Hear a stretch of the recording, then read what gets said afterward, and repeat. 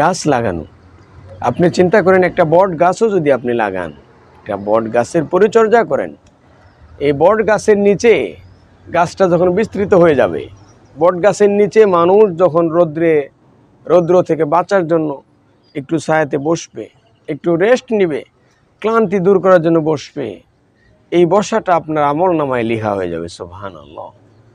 একটা পাখি বট গাছের একটা দানা খাবে, এটা আপনার সবের আমলনামায় লেখা হয়ে যাবে। সুবহানাল্লাহ। এই বট গাছের কারণে অন্যান্য গাছগুলো সুন্দরভাবে যদি বেড়ে উঠতে পারে, এই সবগুলো আপনার আমলনামায় রয়ে যাবে। সুবহানাল্লাহ।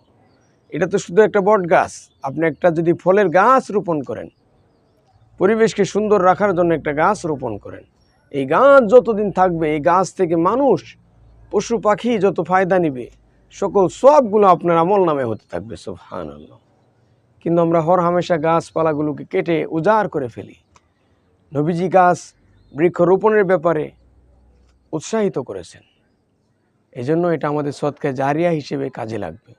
আমরা আমাদের সমাজে দেখি অনেক রাস্তার ধারে অনেক মানুষে একটা ছায়াদার একটা গাছ লাগিয়ে রাখে, এই গাছের নিচে যত মানুষ রেস্ট নিচ্ছে, আপনি চিন্তা করেন রোদ্রের সময় এই ছায়াতে মানুষ রেস্ট নেয়, পশু পাখি এই গাছে তাদের বাসা বানিয়ে তারা ওখানে থাকে, এই সবগুলো আপনার আমলনামায় লেখা হবে। সুবহানাল্লাহ।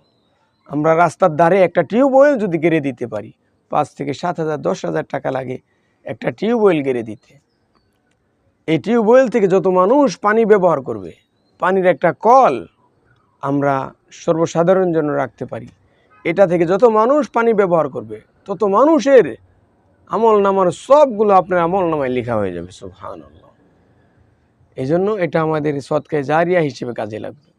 আমরা অনেকেই রাস্তার জন্য জায়গা দিতে চাই না, 1 ফিট 2 ফিট রাস্তা, আমরা রাস্তার জন্য জায়গাটা ছাড়তে চাই না। এই জায়গা দিয়ে যত মানুষ চলবে আপনি তত মানুষের সদকায়ে জারিয়ার সবগুলো আপনি পেয়ে যাবেন। সুবহানাল্লাহ।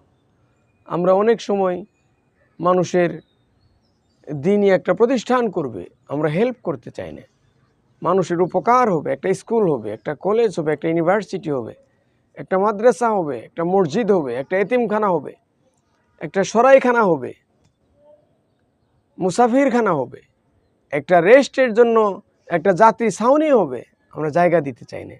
এগুলো সব আপনার সদকায়ে জারিয়া হিসেবে কার্যকর হবে। যতদিন এই আমলগুলো থাকবে আপনি ততদিন কবরে শুয়ে শুয়ে সবগুলো পাবেন, একটা গুরুস্থান হবে, সদকায়ে জারিয়া হিসেবে আপনার কাজে লাগবে।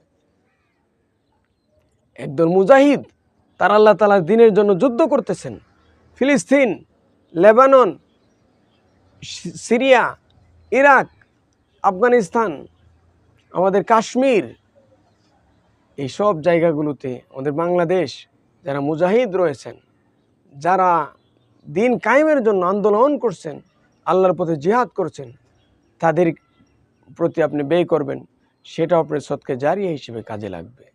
আপনি ইসলামী রাষ্ট্র যারা কায়েম করতে চান, ইসলামী আইন কানুন যারা রাষ্ট্রে বলবৎ করতে চা, প্রতিষ্ঠিত করতে চা, তাদের রাহে আপনি খরচ করবেন, সেটাও আপনার সদকায়ে জারিয়া হিসেবে কাজে লাগবে।